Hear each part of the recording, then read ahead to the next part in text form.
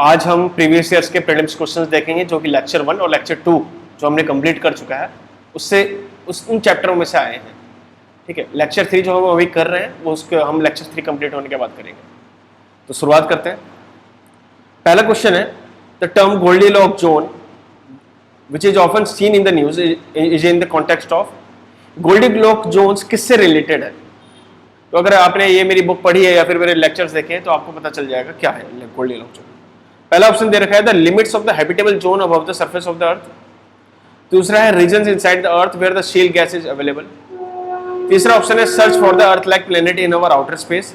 और चौथा है search for the meteorite containing precious metals. आप सोचिए। तो यहां पर मेरी बुक के पेज नंबर 15 में दिया हुआ है साफ साफ Goldilocks zone. It refers to the habitable zone around the star where temperature is just right, not too hot and not too cold for the liquid water to exist on the planet. किसी star, जैसे सन भी हमारा एक star है, उस सन के around जो planets revolve कर रहे हैं, तो प्लैनेट्स की ऐसी दूरी, ऐसा हैबिटेबल जोन उस प्लैनेट का होना चाहिए कि जो लिक्विड वाटर है, जो वाटर है वो लिक्विड फॉर्म में एग्जिस्ट कर सके। समझ रहे हो? हमें पता है मार्स में भी वाटर है लेकिन it is completely in the solid form, क्योंकि इसकी जो मार्स की दूरी है वो हैबिटेबल जोन में नहीं है। It is not in the Goldilocks zone. चाहे लोग कितना भी बोले, लेकिन मार्स में लाइफ एग्जिस्ट नहीं कर सकती क्योंकि it is not in the Goldilocks zone. ठीक है। कुछ एलॉन मस्क टाइप के लोग बोलते हैं कि वी शुड न्यूक मार्स, ताकि मार्स का टेम्परेचर राइज हो जाए न्यूक्लियर एक्सप्लोजन से, और जो आइस अवेलेबल है वो वाटर फॉर्म में कन्वर्ट हो जाए। लेकिन इससे क्या होगा? बाद में न्यूक्लियर रिएक्शन की वजह से जो रेडिएशन है, न्यूक्लियर रेडिएशन, वो तो पूरा कंप्लीटली डिस्ट्रॉय कर चुका होगा वो पूरा इकोसिस्टम जो भी बनेगा। ठीक है, तो ये कोई फिजिबल तरीका नहीं है सपने दिखाना, उसको इस तरीके के फालतू चीज़ों से डिस्ट्रॉय करना। एक अपना अर्थ हम ऑलरेडी डिस्ट्रॉय कर चुके हैं और अब हम मार्स को भी सोच रहे हैं कि डिस्ट्रॉय कर दो। तो सिंपल इसका आंसर है पहला का, the search for the earth like planet in the outer space. Goldilocks zone का मतलब नहीं है, लेकिन इसका जो संदर्भ है वो इन सब से लिया गया है। ठीक है ना? चलो अब आगे चलते हैं। अगला क्वेश्चन है, ये 2012 में आप पूछा गया था। A person stood alone in a desert on a dark night and wanted to reach his village which was situated 50 kilometre east of the point where he was standing. मान लो इंसान यहां पर खड़ा है, हमें पता है ये इधर ईस्ट होता है, इधर वेस्ट होता है, इधर नॉर्थ होता है, इधर साउथ होता है। ठीक है, और पोल स्टार हमेशा नॉर्थ साइड दिखता है। The most convenient way to reach his village is to walk in the, पूछा गया किस डायरेक्शन में वॉक करें। Direction facing the pole star. देखो अगर पोल स्टार के डायरेक्शन में जाएगा तो ये नॉर्थ में चला जाएगा, लेकिन इसको जाना किधर है? 5 किलोमीटर ईस्ट, जहां पर वो खड़ा है उससे ईस्ट जाना। Direction opposite to the pole star, direction opposite to the pole star जाएगा तो साउथ हो जाएगा। Direction keeping pole star to the left. अब देखो अगर वो डायरेक्शन इस डायरेक्शन में चलेगा तो ये राइट हैंड इसका ये आ जाएगा, लेफ्ट हैंड इधर ये आ जाएगा। तो अगर इस डायरेक्शन में चलेगा और अपने पोल स्टार को नॉर्थन साइड में ही रहने देगा तो वो आराम से अपने घर पहुंच जाएगा, क्योंकि ये डायरेक्शन किधर होगी? ईस्ट की डायरेक्शन होगी। तो आंसर क्या होगा इसका? सी। ठीक है। अगला है, what is the difference between asteroids and comets. Already अपनी बुक में बता चुका हूं मैं। मीटेरॉइड क्या होता है, मीटियोर्स क्या होता है, मीटेराइट क्या होता है, एस्टेरॉइड क्या होता है। Asteroid is a rocky fragments are leftovers from the beginning of our solar system. आपको पता है मार्स और जुपिटर के बीच में एस्टेरॉइड है जो सन के अराउंड रिवॉल्व करते हैं। ठीक है। और कॉमेट्स क्या होते हैं? Comets are the cosmic snowballs of gas dust that make sweeping orbits around the sun. Sweeping orbit मतलब वो बहुत लंबा ऑर्बिट बनाते हैं, वो हमारे सोलर सिस्टम के एक तरह से बाहर के ही माने जाते हैं। हमारे 8 प्लैनेट्स हैं, बाकी कुछ ड्वार्फ प्लैनेट्स हैं जैसे माइके मैक, होमैया और अपना प्लूटो। ठीक है, तो कॉमेट्स ही होते हैं। तो अपने इस बुक में आराम से मिल जाएगा। तो what the statements given above are correct. Asteroids are small rocky planetoids while comets are formed of frozen gases held together by the rocky and metallic materials. पहला तो सही लग रहा है. Asteroids are found mostly between the orbits of Jupiter and Mars, while comets are found mostly between the Venus and Mercury. पहला statement सही है, पर कॉमेट्स वाला स्टेटमेंट बिल्कुल गलत है.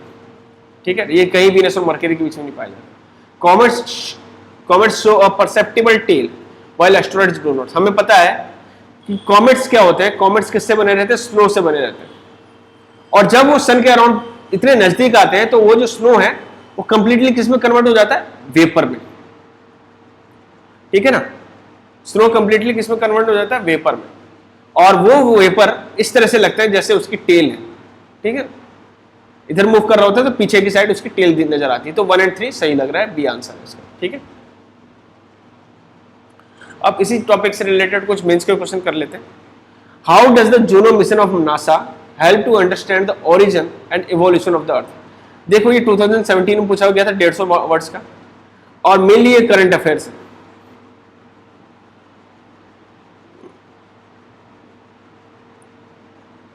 ठीक है, करंट अफेयर से रिलेटेड है. लेकिन अगर मान लो आपने करंट अफेयर्स नहीं पढ़ा तो आप किस तरह से ये क्वेश्चन को अप्रोच कर सकते हैं. पहले आप जूनो मिशन के बारे में बताएंगे ये है क्या जूनो मिशन. अगर नहीं पता तो आप नासा के बारे में ही बता दो. अब उसके बारे में भी नहीं पता तो इस बुक में origin and evolution of the अर्थ के बारे में लिखा हुआ है, थोड़ा सा उसको एक्सप्लेन कर दो इंट्रोडक्शन में. देखो आंसर लिखना एक कला है, और वो कला कैसे होगी आएगी जब आप प्रैक्टिस करोगे. समझ रहे हो, प्रैक्टिस नहीं करोगे तो वो कला नहीं आएगी. कैसे आएगी वो कला? जब आप प्रैक्टिस करते रहोगे. और आपने कितना भी पढ़ लिया और अगर आप क्वेश्चन क्या पूछ रहा है उसको समझ नहीं पा रहे हो तो आप आंसर नहीं लिख पाओगे. ठीक है, तो 3 तरीके से आप इंट्रोडक्शन दे सकते हो. अगर जूनो मिशन के बारे में पता है तो ठीक, नासा के बारे में पता है तो ठीक, नहीं पता है तो origin and evolution of earth के बारे में थोड़ा सा इंट्रोडक्शन में बता दो. ये ऑलरेडी चैप्टर में बता चुका हूँ. ठीक है, इस तरह से बता दो. फिर बॉडी में बता दो कि ऑब्जेक्टिव्स क्या है जूनो मिशन के, और उसके ऑब्जेक्टिव से अर्थ का ओरिजिन कैसे रिलेटेड है. ठीक है, ये नहीं पता तो जूनो मिशन को बोल दो कि NASA's Juno mission has the follow Juno mission can help understanding the origin and evolution of the earth in the following veg.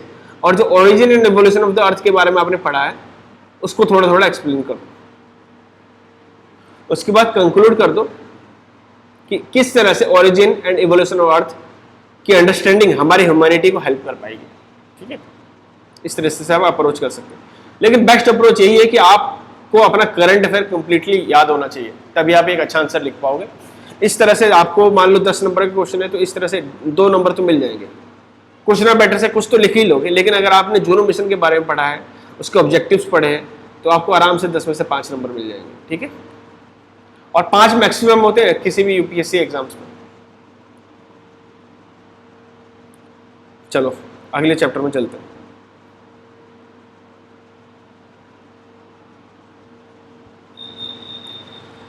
अगला क्वेश्चन है 21 जून. ऑन 21 जून द सन, ये यूपीएससी प्रीलिम्स 2019 में पूछा गया था, does not set below the horizon of the at the Arctic circle, does not set below the horizon at the Antarctic Circle, shines vertically overhead at the noon on the equator, shines vertically overhead at the Tropic of Capricorn. देखो 21 जून को क्या होता है? Summer solstice होती है. Summer solstice में जो सन होता है वो डायरेक्टली किसके ओवरहेड होता है? वो ट्रॉपिक ऑफ कैंसर के ओवरहेड होता है. पढ़ लेना लेक्चर में, पिछले लेक्चर्स में सब पढ़ाया हुआ है, और ये चैप्टर 2 भी पढ़ सकते हो आप मेरे बुक से. ठीक है, ये अर्थ है. सन कहाँ है? ओवरहेड इसके ट्रॉपिक ऑफ कैंसर के. तो क्या पूछा? Does not set below the horizon at the Arctic circle. ये आर्कटिक सर्कल इधर है, ये आर्कटिक सर्कल.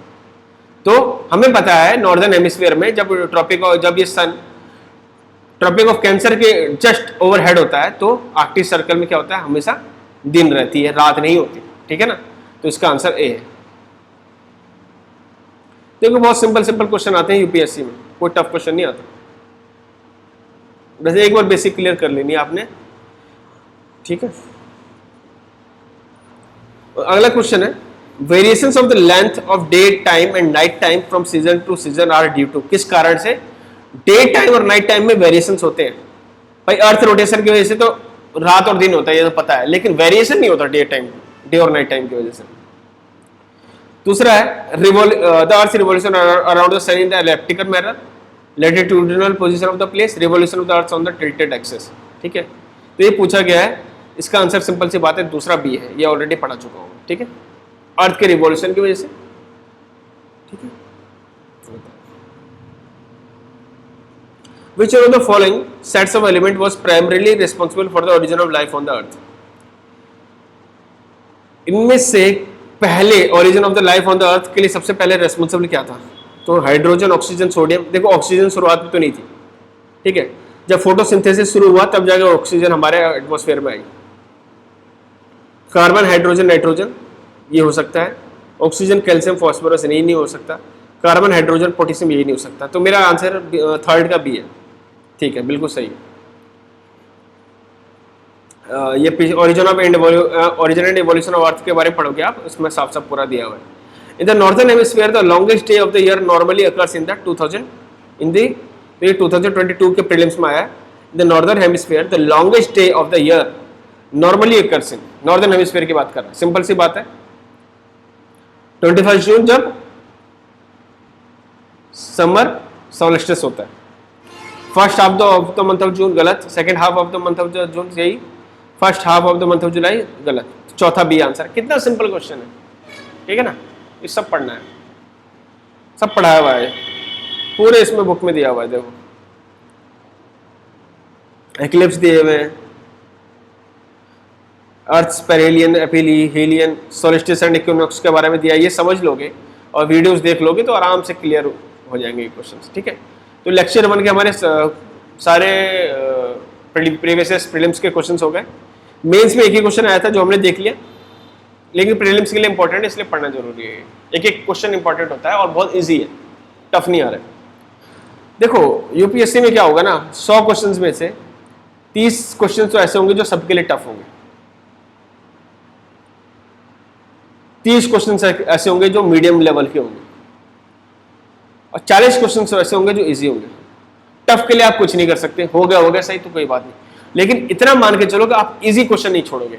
एक टफ क्वेश्चन सॉल्व करने के चक्कर में आप 10 इजी क्वेश्चंस ना छोड़ देना, या फिर एक टफ क्वेश्चन को सॉल्व करने के चक्कर में 100 किताबें मत पढ़ लेना, जो आराम से आप एक किताब पढ़ने से 10 क्वेश्चन इजी वाले सॉल्व कर सकते थे। तो अपना टारगेट ये बना के रखोगे, आराम से प्रीलिम्स क्लियर हो जाएगा। और मेंस भी आंसर राइटिंग करनी है, प्रैक्टिस करनी है। अगला है, हम लेक्चर 2 में चल रहे हैं, उसके प्रीवियस प्रीलिम्स क्वेश्चन देख रहे हैं।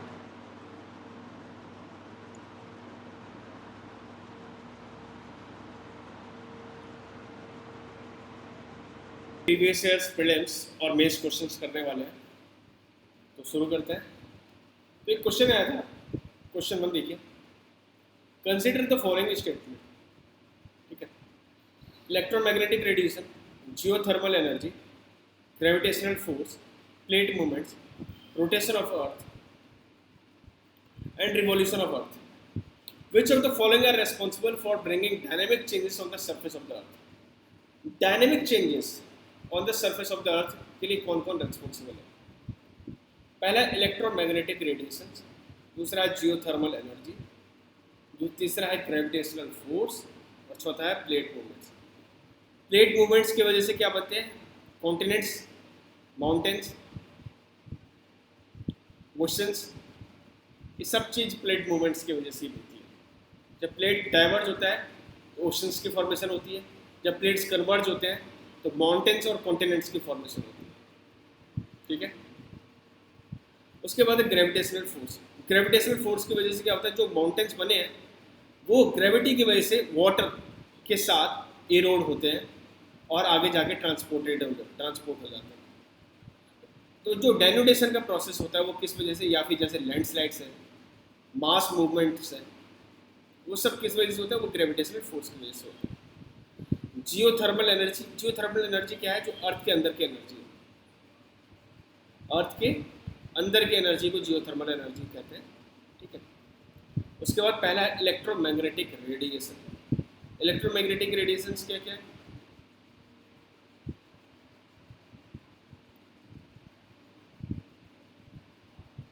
रेडियो वेव्स,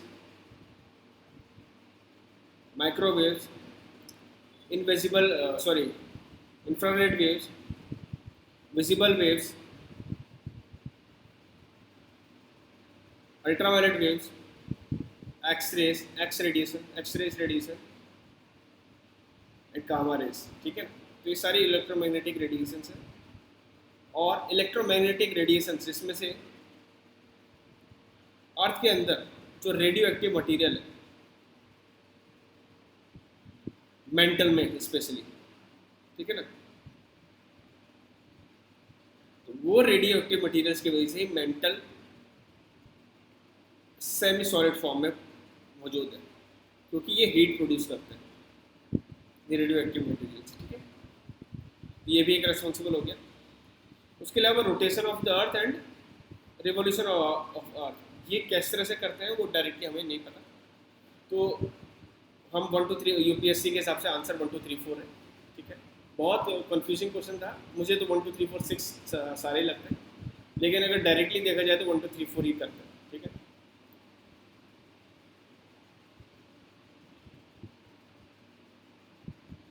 अगले क्वेश्चन में चलते हैं।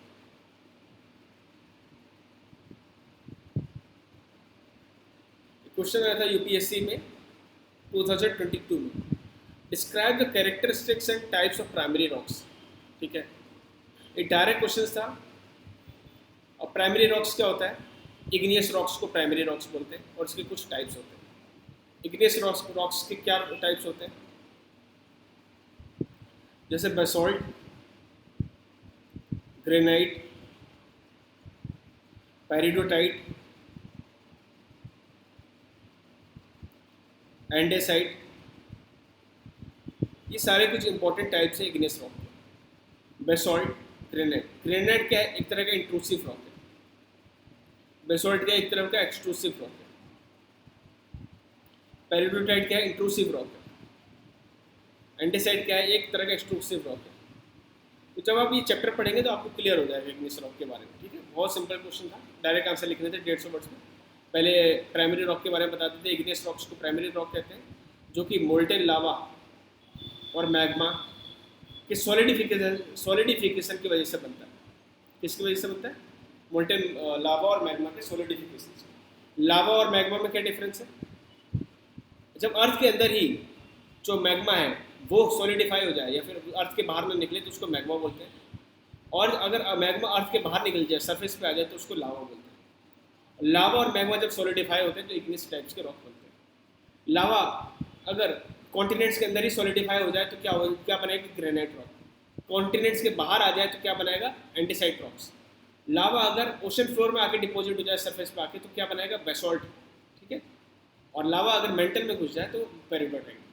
सिंपल से डायरेक्ट क्वेश्चन।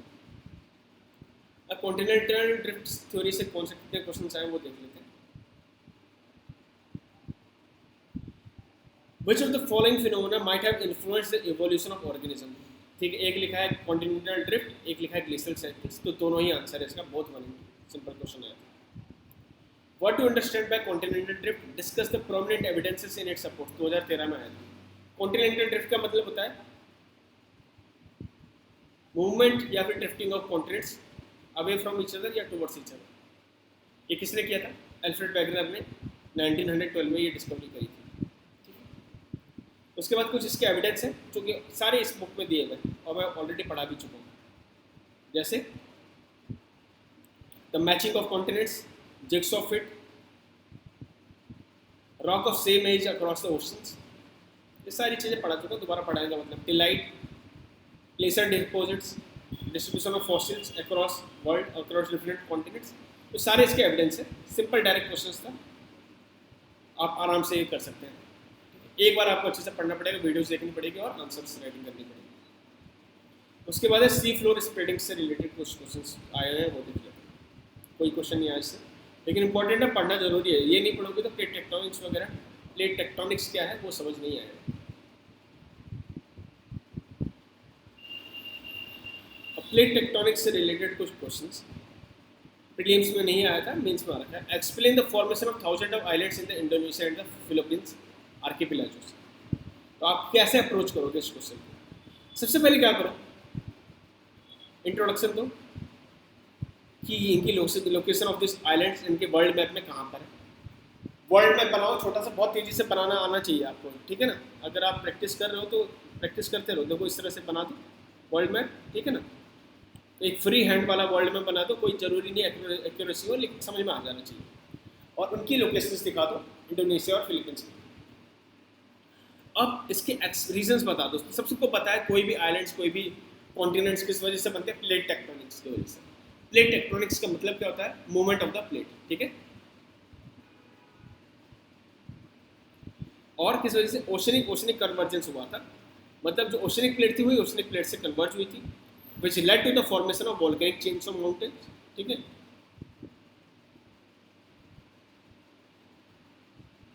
अगर आपको ये पता है कि सुंडा प्लेट का कन्वर्ज हुआ था फिलीपींस प्लेट से, तो आप इसके बारे में भी बता सकते हो, या सुंडा प्लेट का कन्वर्जेंस इंडो ऑस्ट्रेलियन प्लेट से हुआ था, तो ये भी बता सकते हो। ये प्लेट्स के बारे में पूरा डायग्राम दिया हुआ है, ठीक है। उसके बाद आप सिंपल बता सकते हो कि देखो कोई भी जो आइलैंड्स वगैरह बनते हैं वो कोलिजन से बनते हैं, वो कन्वर्जन से बनते हैं। प्लेट्स, दो प्लेट्स सब कन्वर्ज होती है। ये क्योंकि ओशन से बने हैं, तो आपको पता होगा कि ओशनिक प्लेट और ओशनिक प्लेट का कन्वर्जेंस हुआ, जिस वजह से ये वोल्केनिक आइलैंड्स बने, ठीक है। ऐसा आप बता सकते हो। अब अगला क्वेश्चन है, why is the world's fold mountain system located along the margins of the continent?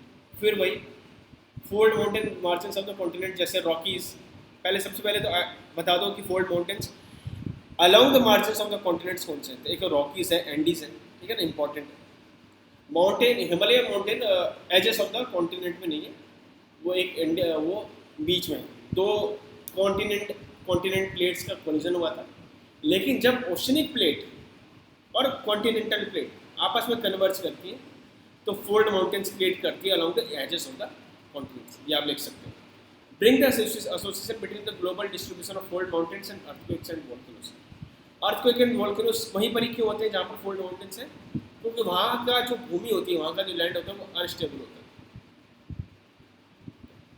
और मूवमेंट अभी भी हो रहा होता है। पिछले वीडियोस में आप देख लीजिए, ठीक है। सिंपल आप बता सकते हैं। ये जियोमॉर्फिक प्रोसेस वगैरह हम करेंगे इसके बारे में। ये थोड़ा सा हम क्लाइमेटोलॉजी और ओशनोग्राफी कंप्लीट कर लें और थोड़ा सॉइल कंप्लीट कर लें, तो आखिर में करेंगे। थोड़ा एक बार बेसिक आपका क्लियर हो जाए, ठीक है। तो फिलहाल इतने क्वेश्चन हैं और मिलते हैं फिर लेक्चर 3 के पार्ट 6 में। पढ़िए और अपना ध्यान रखिए।